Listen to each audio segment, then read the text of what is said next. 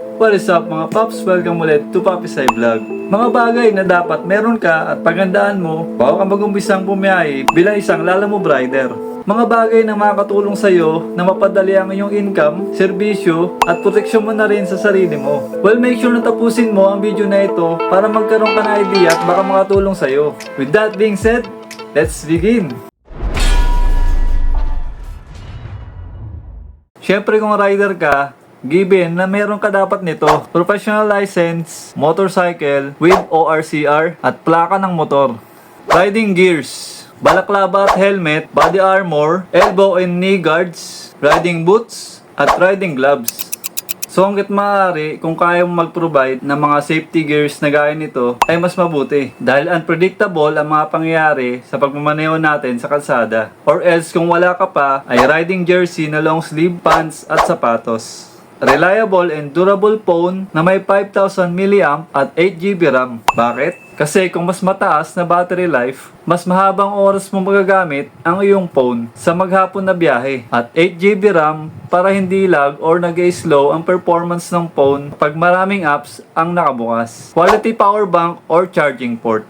Kung hindi naman 5,000 mAh yung battery ng phone mo, ay kinakailangan mo magkaroon ng kalidad na power bank para makatulong mapahaba ang battery life ng iyong cellphone. At kung yung motor mo naman ay may charging port at mas mabuti, di mo na kailangan ng power bank.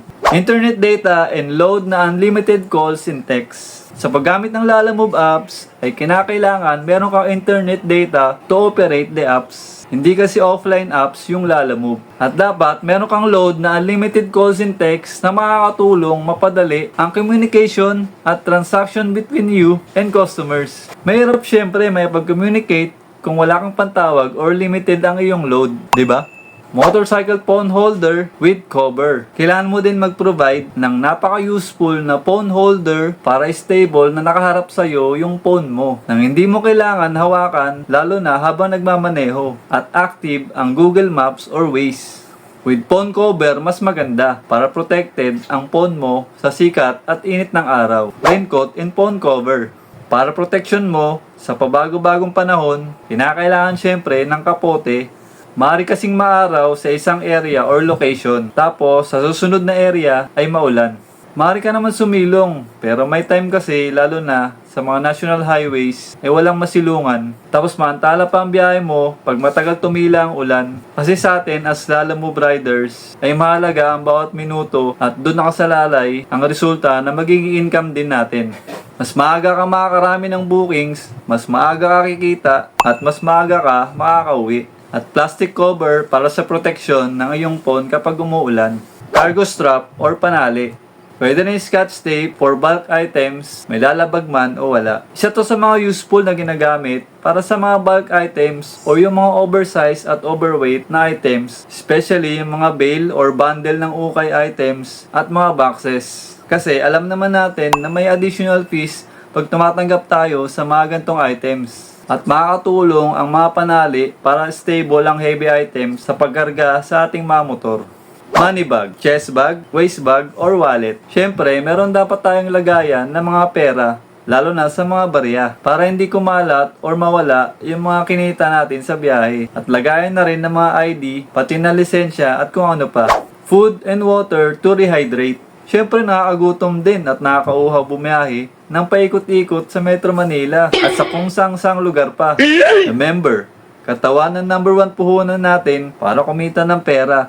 Kaya mahalaga na kumain sa tamang oras at uminom ng tubig to rehydrate. At para mataas ang tsansa, maiwasan ng sakit.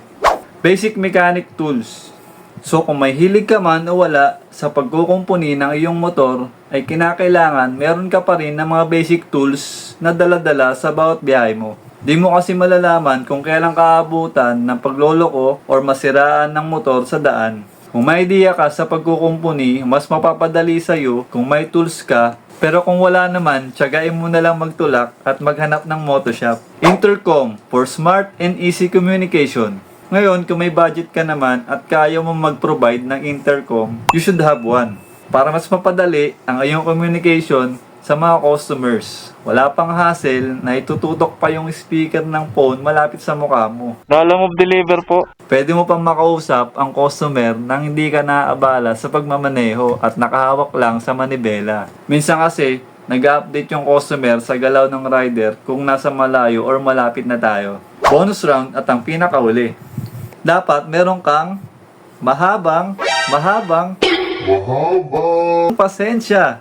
O dapat mahaba ang PC mo. Kasi hindi lahat ng customers or ibang tao makakaunawa sa sitwasyon nating mga rider. Sala sa init, sala sa lamig, at ulan. Siyempre, nasa isip mo pa lahat ng sitwasyon sa kalsada. Paikot-ikot ang mata habang nagmamaneho to check the road, mga kasabayang sasakyan, traffic and road signs, pedestrians, mga lubak, butas, bukol-bukol na daan, at iba't ibang specific road lanes. At syempre, pagdating sa pick up and drop off location, hanap dito, hanap doon, puzzles na mga landmarks at marami pa. At syempre, kailangan maging responsableng rider at maging magalang pa din sa mga customers. Isa yan sa mga nagpapataas ng ratings at income natin pag mabuti tayo sa ating mga client. Alright! Ayun, so hopefully nakatulong ang video natin para sa mga kapwa riders na mag-umpisa pa lang na bumiyahe sa Lalamove. At sa mga veteranong Lalamove riders dyan, kung may dadagdag kayo, so please comment down below na lang para sa karagdagang idea. Para sa mga kapaps natin,